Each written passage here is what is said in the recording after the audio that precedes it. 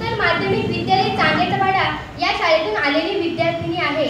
म्हणून मला असं वाटतं, आज इथल्या पायरीला चंदनाचा गंध आला, आज इथल्या पायरीला चंदनाचा गंध आला, तुम्हा सर्वांच्या आगमनाने या कार्यक्रमाला रंग आला, या कार्यक्रमाला रंग आला. कवित्व बर्वे रसिकत्व बर्वे परतत्व स्पर्शू जैसा संत ज्ञानेश्वर माऊलींच्या ज्ञानेश्वरीचा आरंभ याच ओळीपासून झाला होता. म्हणजे सांगायचं तात्पर्य एवढेच की ज्या मातीत ज्ञानाचे कुंभ पळविले, अनेक प्रकारचे ऐतिहासिक वारसे याच मातीत काळजापर्यंत जपून ठेवले आहे, त्याच मातीत आज आपण सारे जगत आहोत.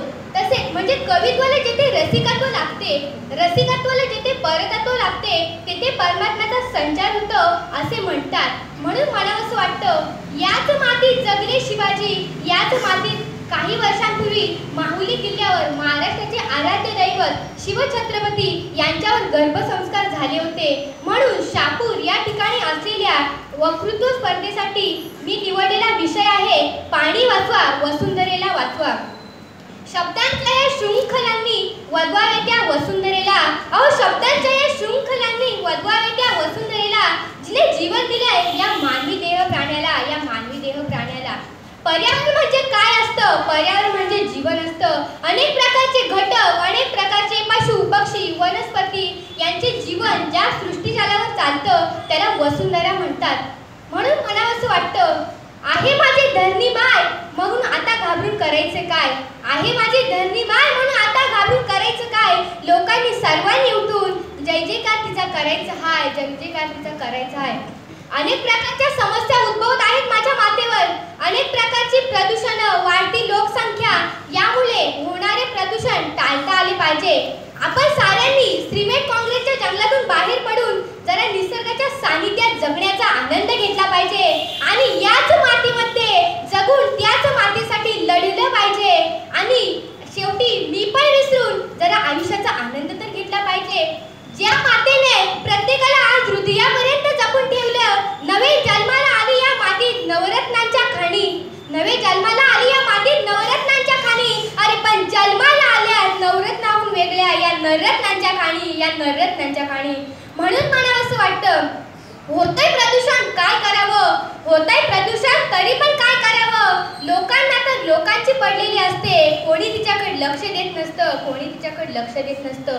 म्हणून तरी पण माता ओरडून सांगते, आजही ओरडून सांगते, क्षमा करी वसुंधरा जाणकर सुद्धा अडाणी, क्षमा करी वसुंधरा जाणकर सुद्धा अडाणी. त्या सर्वांनीच केली तिच्या स्तवनाची हानी, तिच्या स्तवनाची हानी. म्हणून मला असं वाटतं, हरवले माझी धरणी माय, म्हणून मला असं वाटतं, हरवले माझी धरणी माय, पण तिला परत आणण्यासाठी प्रयत्न मात्र कोणी करत नाही, प्रयत्न मात्र करत नाही. वर्तमानातील समज भविष्यात आणण्या अगोदर पृथ्वीमातेला तिचा भूतकाळ आपण परत द्यायला हवा.